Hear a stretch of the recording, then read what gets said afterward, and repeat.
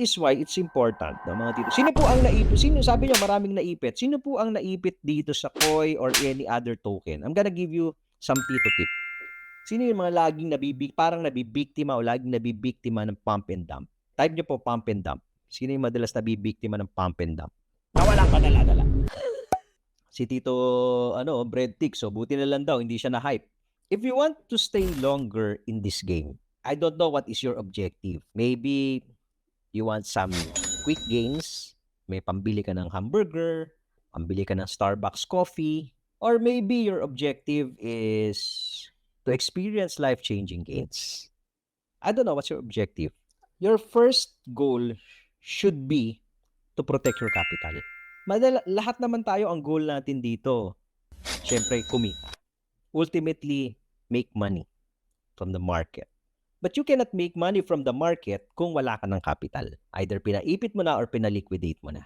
So you have to find a way on how you can protect your precious capital.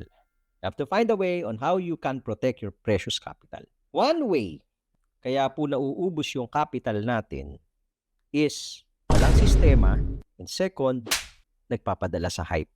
You keep on looking for that holy grail, holy token, that 100x altcoin from different social media platforms, diba? In Twitter, in TikTok, that is being shielded by these influencers. And then, you're buying without a system. Yung po yung pangalawa. Na-hype ka, wala kang sistema. Sure ball, you're gonna lose your capital. Hindi man sa unang trade, hindi man doon sa unang coin na nabili mo, but one way or another, matsatsambahan ka niyan, mauubos yung capital mo. So ano dapat gawin? Simple lang. Instead of you looking for that holy grail na coin sa social media, maghanap po kayo ng mga videos na ang content is educational. Probably nagtuturo ng technical analysis. Probably nagtuturo ng psychology, nagtuturo ng risk management, ng money management, wealth principles. Meron sa TikTok niyan, meron sa YouTube. Yun po yung hanapin ninyo. Waag yung follow ng follow dito sa mga influencer na to na puro silang ginagawa. So that's first. Unahin niyo po yun. Second, of course, develop your system.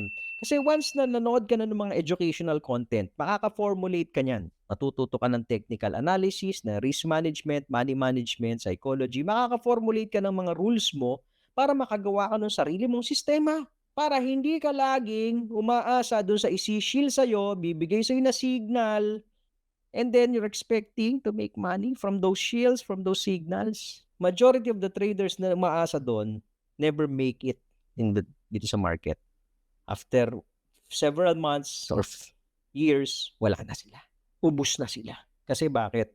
Hindi nag-invest dito eh. Diba? Hindi gumraduate doon sa pagiging sugarol.